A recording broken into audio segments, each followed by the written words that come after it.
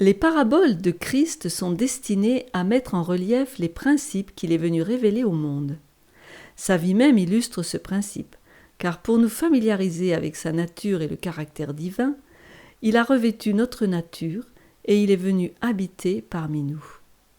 Ainsi, la divinité s'est manifestée dans l'humanité. Les choses visibles servent à illustrer les invisibles. Jésus se servait des scènes de la nature ou des expériences de ses auditeurs pour leur faire comprendre les choses spirituelles. Dans le cas de la parabole de l'homme riche et du pauvre Lazare, Jésus va prendre ses auditeurs sur leur propre terrain. Cette histoire apparaît en Luc 16, du verset 19 au verset 31, et beaucoup croient qu'elle est la preuve indubitable que l'on va au ciel ou en enfer dès que l'on meurt. Mais examinons le texte microscopiquement et posons-nous d'abord la question: est-ce une histoire vraie ou bien est-ce une parabole ? Ensuite, nous chercherons à donner un sens aux paroles de Jésus en accord avec la révélation biblique.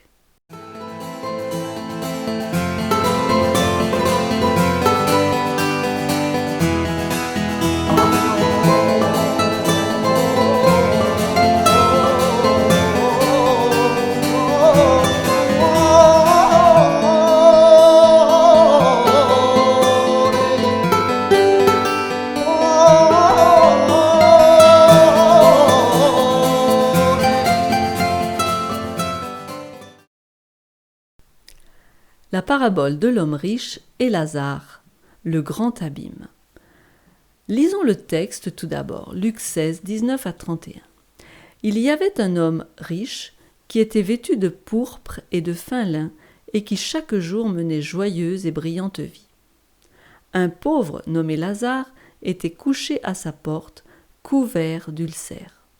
Et désireux de se rassasier des miettes qui tombaient de la table du riche, et même les chiens venaient encore lécher ses ulcères. Le pauvre mourut, et il fut porté par les anges dans le sein d'Abraham. Le riche mourut aussi, et il fut enseveli. Dans le séjour des morts, il leva les yeux, et tandis qu'il était en proie au tourment, il vit de loin Abraham et Lazare dans son sein. Il s'écria: « Père Abraham, aie pitié de moi, et envoie Lazare, pour qu'il trempe le bout de son doigt dans l'eau et me rafraîchisse la langue, car je souffre cruellement dans cette flamme. » Abraham répondit: « Mon enfant, souviens-toi que tu as reçu tes biens pendant ta vie et que Lazare a eu les maux pendant la sienne. Maintenant, il est ici consolé et toi, tu souffres. D'ailleurs, il y a entre nous et vous un grand abîme, afin que tous ceux qui voudraient passer d'ici vers vous et de là vers nous ne puissent le faire. » Le riche dit: « Je te prie donc, père Abraham, d'envoyer Lazare dans la maison de mon père, car j'ai 5 frères. C'est pour qu'il leur atteste ces choses, afin qu'ils ne viennent pas aussi dans ce lieu de tourment. » Abraham répondit: « Ils ont Moïse et les prophètes, qu'ils les écoutent. » Et il dit: « Non, père Abraham, mais si quelqu'un des morts va vers eux, ils se repentiront. » Et Abraham lui dit: « S'ils n'écoutent pas Moïse et les prophètes, ils ne se laisseront pas persuader quand même quelqu'un des morts ressusciterait. » Alors, histoire vraie ou parabole ? Pour que cette histoire soit littérale, il faudrait que tous ces aspects soient réels. Voici 4 arguments, ou je dirais 4 raisons, qui permettent de penser que cette histoire ne peut être littérale. Premièrement, le mendiant meurt et est porté par les anges dans le sein d'Abraham. Personne ne croit que le sein d'Abraham soit la demeure des morts justes. C'est une expression figurée, une parabole. De plus, les anges rassemblent les saints, d'après Matthieu 24, 31. Mais ce sera au retour de Jésus, et non à la mort d'une personne. Matthieu 24, 31. Jésus enverra ses anges avec la trompette retentissante, et ils rassembleront ses élus des 4 vents, depuis une extrémité des cieux jusqu'à l'autre. Deuxième argument. Le ciel et l'enfer sont séparés par un abîme, et cependant les personnes du ciel et celles de l'enfer conversent ensemble. Très peu de gens dans ce monde seraient prêts à croire que ce soit littéralement vrai, cette conversation entre les sauvés et les perdus. Troisième argument. L'homme riche est en enfer avec son corps. Il a au moins une langue, des yeux. Comment son corps est-il arrivé là et n'est pas dans la tombe ? Personne n'a jamais enseigné que le corps va en enfer à sa mort, on parle plutôt de l'âme. L'histoire ne peut donc être littérale. Quatrièmement, une goutte d'eau pourrait-elle soulager les souffrances d'un homme dans le feu ? Une personne en train d'être brûlée peut-elle converser tranquillement ? De toute évidence, toute l'histoire est imaginaire et parabolique. Ainsi, nous avons répondu à notre première interrogation. Il ne saurait être question de prendre des éléments imaginaires dans cette histoire et de les considérer comme des réalités célestes et encore moins en tirer une doctrine. On peut encore avancer d'autres arguments. Cette histoire est la 5e des 5 paraboles que Jésus présente à la multitude des Juifs. La première, c'est la brebis perdue, la drachme perdue, le fils prodigue, l'intendant infidèle et enfin l'homme riche et le pauvre Lazare. On peut donc penser que c'est une parabole au même titre que les 4 précédentes. Les écrits de l'historien Flavius Joseph, dans son discours aux Grecs concernant Hadès, rappellent que les pharisiens avaient des croyances non bibliques en ce qui concerne la vie après la mort. Ils croyaient à l'état conscient des morts entre la mort et la résurrection. Hadès, c'est la demeure des morts dans la mythologie grecque. On appelle ça l'enfer ou le Sheol en hébreu. Mais voyons plutôt quel est le but de la parabole. Jésus enseigne dans la parabole du mauvais riche et de Lazare que c'est dans cette vie que l'on fixe définitivement sa destinée. La parabole établit un contraste entre les riches qui n'ont pas pris Dieu pour appui et les pauvres qui se sont confiés en lui. Christ montre que le temps viendra où leur position respective sera changée. Reprenons donc la parabole verset par verset. Verset 19. Il y avait un homme riche qui était vêtu de pourpre et de fin lin et qui chaque jour menait joyeuse et brillante vie. Un pauvre, nommé Lazare, était couché à sa porte, couvert d'ulcères. Ce riche se réclamait de la filiation d'Abraham. Il avait donc égard à Dieu et aux hommes et ne les méprisait pas. Il n'usait pas de violence non plus envers le pauvre, le laissant libre de rester à sa porte. Cependant, il était égoïstement indifférent aux besoins de son frère souffrant. Verset 21. Désireux de se rassasier des miettes qui tombaient de la table du riche, et même les chiens venaient encore lécher ses ulcères, comme on le voit, il est malade. Les hôpitaux n'existaient pas alors, il n'y avait pas de service social comme aujourd'hui. Les malades et les nécessiteux étaient exposés au regard de ceux auxquels le Seigneur avait confié des biens pour qu'ils leur accordent aide et sympathie. Il en était ainsi du riche et de Lazare, et Lazare avait besoin de secours. Dieu avait établi le riche comme économe de ses biens et son devoir était de venir en aide aux malheureux comme Lazare. Il lui avait accordé de riches bénédictions, Dieu donc, mais il s'en servait pour sa propre satisfaction et son plaisir personnel. Versets 22 à 24. Le pauvre mourut, et il fut porté par les anges dans le sein d'Abraham. Le riche mourut aussi, et il fut enseveli. Dans le séjour des morts, il leva les yeux, et tandis qu'il était en proie au tourment, il vit de loin Abraham et Lazare dans son sein. Il s'écria : « Père Abraham, aie pitié de moi, et envoie Lazare pour qu'il trempe le bout de son doigt dans l'eau et me rafraîchisse la langue, car je souffre cruellement dans cette flamme. » Le temps vint donc où la position relative de ces deux hommes changea. Le pauvre homme mourut et fut enseveli. Il nous est représenté comme étant transporté par les anges dans le sein d'Abraham. Ça veut en quelque sorte dire qu'il sera sauvé. Lazare représente le pauvre qui a la souffrance en partage, mais qui croit en Jésus. Quand la trompette sonnera, les saints dans les sépulcres se lèveront et recevront leur récompense. D'après 1 Thessaloniciens 4, verset 16, car le Seigneur lui-même, à un signal donné à la voix d'un archange et au son de la trompette de Dieu, descendra du ciel, et les morts en Christ ressusciteront premièrement. Le riche mourut aussi, et fut enseveli. Puis il nous est présenté en proie au tourment. Là, Jésus prend ses auditeurs sur leur propre terrain. La doctrine de l'état conscient des êtres humains entre la mort et la résurrection était tenue pour vraie par beaucoup de ses auditeurs. Jésus connaissait leurs préjugés et arrangea sa parabole de manière à leur donner un enseignement en se servant de leurs idées préconçues. La vérité que Jésus désire leur inculquer est que la valeur de l'homme ne dépend pas de l'importance de sa fortune. Le fait d'avoir abusé des dons de Dieu placera le riche au-dessous de l'homme le plus pauvre et le plus affligé qui aime Dieu et se confie en lui. Christ désire faire comprendre qu'il est impossible de faire son salut après sa mort. Verset 25.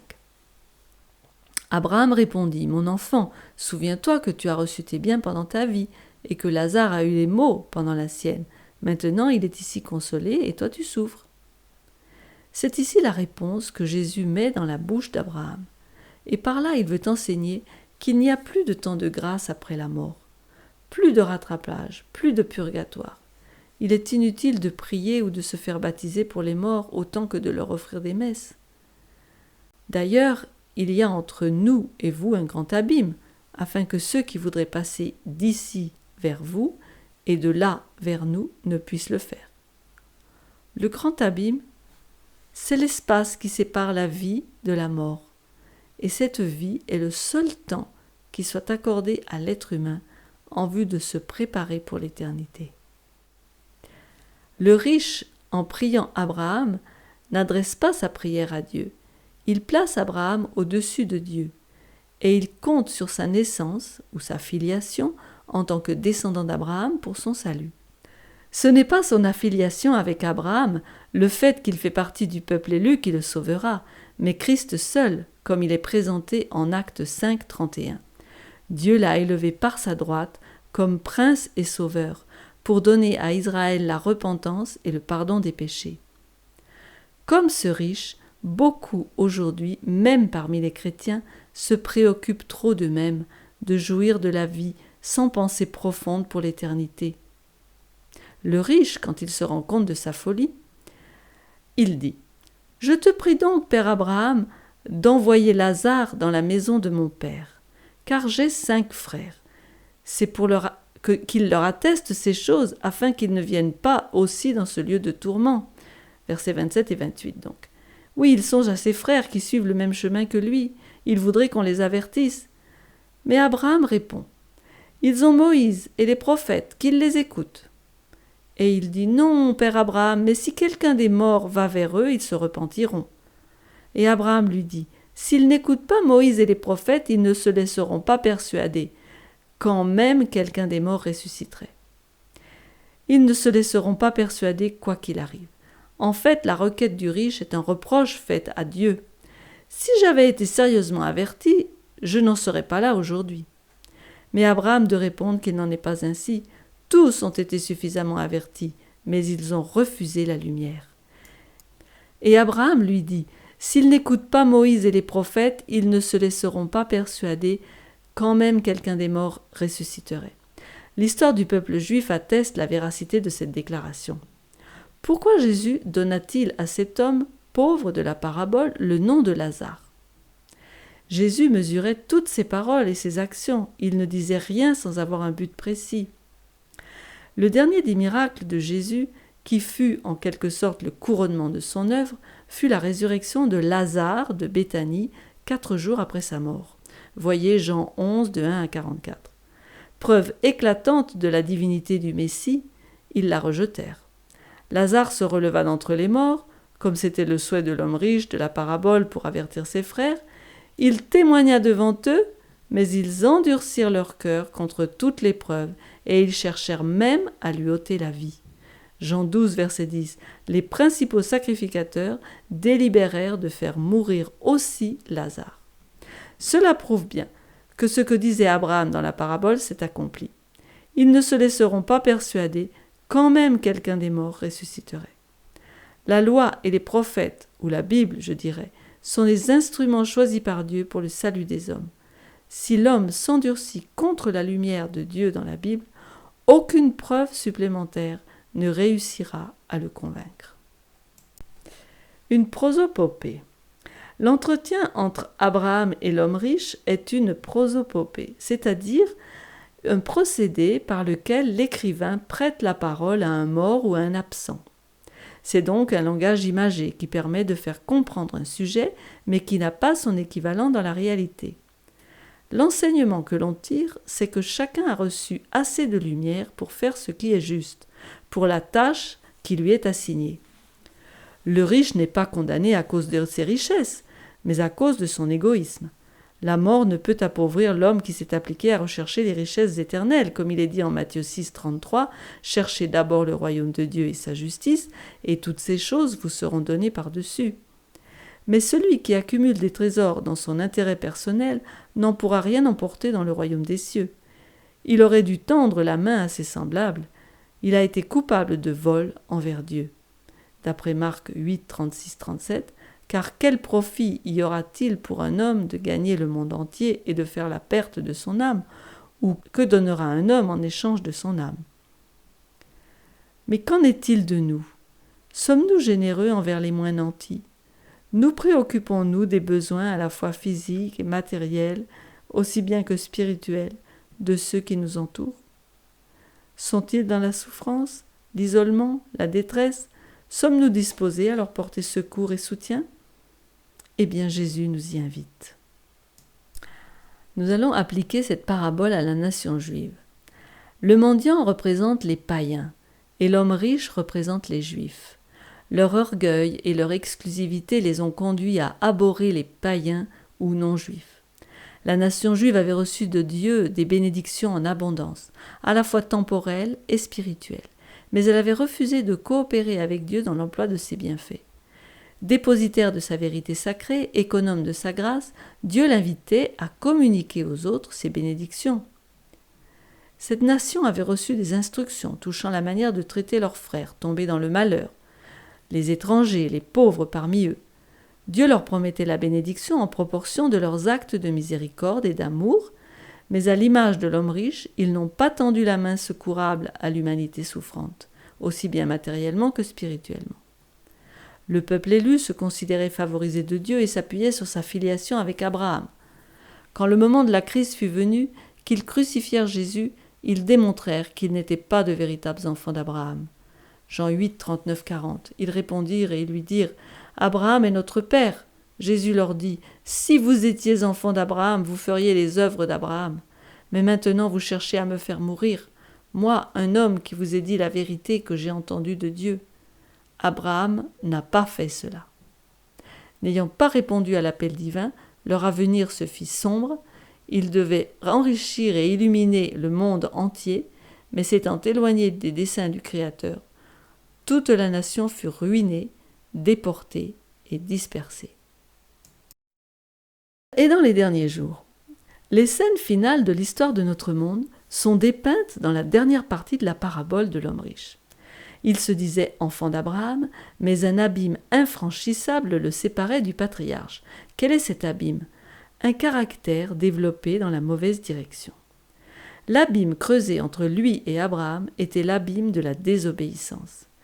Et aujourd'hui encore, dans l'Église de Christ, beaucoup sont inconvertis et n'obéissent pas. Ils ne luttent pas contre les convoitises diverses et les passions. Ils restent dans l'atmosphère du péché. Soudain emportés dans la mort, ils ne peuvent plus rien changer à leur caractère. Quand Dieu réveillera les morts, chacun sortira de sa tombe avec les mêmes inclinations, les mêmes passions, les mêmes sympathies ou antipathies cultivées de leur vivant. Dieu n'opérera pas un miracle pour régénérer un homme qui n'a pas voulu se laisser transformer quand il avait toutes les occasions de le faire. Il sera trop tard. Jérémie 8, verset 20, « La moisson est passée, l'été est fini et nous ne sommes pas sauvés. » Par leur négligence, ils auront creusé un abîme que rien ne pourra combler. Entre eux et les justes est creusé un gouffre qui restera éternellement infranchissable.